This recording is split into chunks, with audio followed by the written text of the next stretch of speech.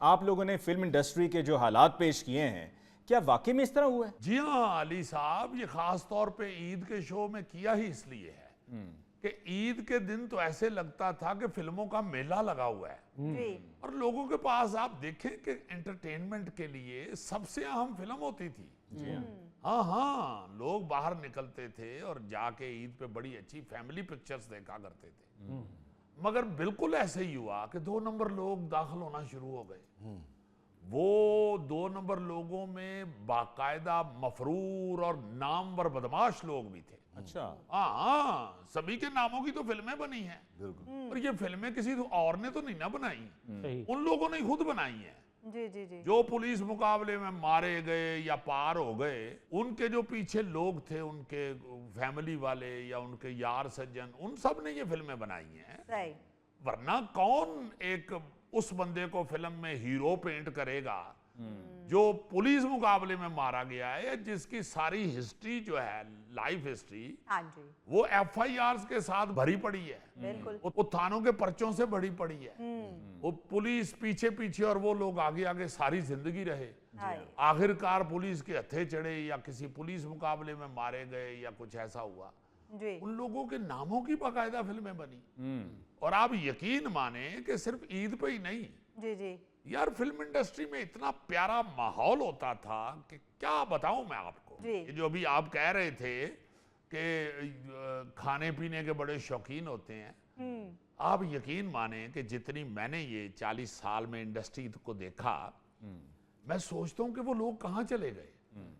भाई हर सेट के ऊपर बाकायदा खाना पकता था। अच्छा। अच्छा और वो खाना इतनी अहमियत का हामिल होता था, या उन लोगों को जो क्रू होता था, सारा टीम जो होती थी, जी जी जी उनको खाना प्रोड्यूसर्स इतने शौक से खिलाते थे कि बाकायदा कुक मशहूर थे। अच्छा हाँ, बड़ा ही मशहूर नाम था उस वक्त का, मजनू। अच्छा। जब मैं भी इंडस्ट्री स्टूडियो में जाना शुरू हुआ ना जी, शौक तो हमें भी था। हाँ जी हाँ जी तो एक मजनू बाबा था, मजनू उनका नाम था, बुजुर्ग थे। जी वो ऐसा खाना पकाते थे कि बड़े बड़े आर्टिस्ट जो है ना जी, उनको बाकायदा बड़ी इज्जत दे रहे होते थे कि अच्छा भाई ये मजनू हमारी फिल्म का खाना पका दे, वाह। या हमारी शूटिंग पे ये खाना भेजिए। वाह।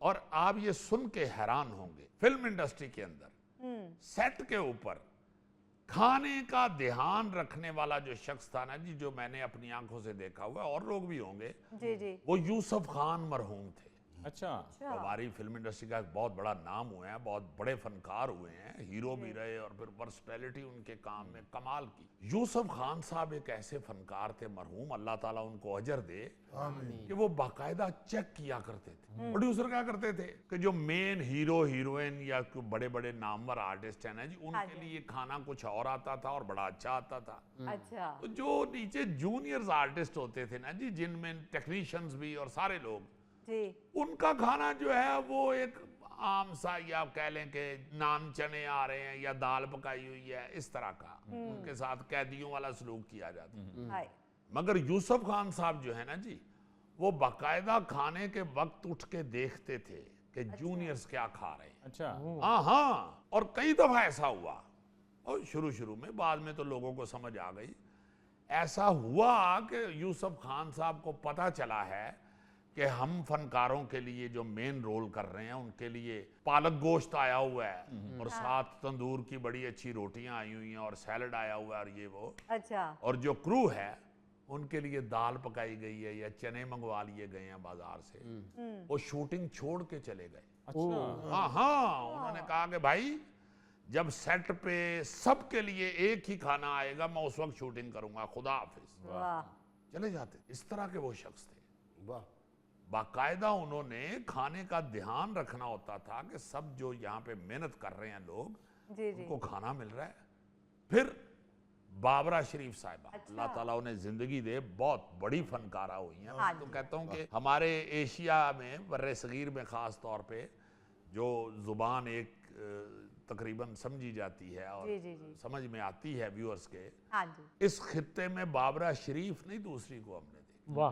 क्या बात है, ऐसी वर्सटाइल आर्टिस्ट और इतनी बड़ी फनकारा हुई हैं कि इंडिया के भी बड़े बड़े लोग, जिनमें दिलीप कुमार साहब भी शामिल थे, उनके फैन थे बाकायदा। अच्छा वाह ये हमने अपने शो में जब बाबरा शरीफ साहिबा यहाँ एक ईद शो पे तशरीफ लाई थी, हाँ उनकी जी, मेहरबानी, तो उनको हमने दरख्वास्त की तो वो आ गई। बहुत कम वो जाती हैं अब शोज पे। तो उस वक्त भी हमने जिक्र किया था कि बहुत बहुत बड़े फनकार जो हैं वो उनके फैन थे, उनके बाकायदा मद्दा थे।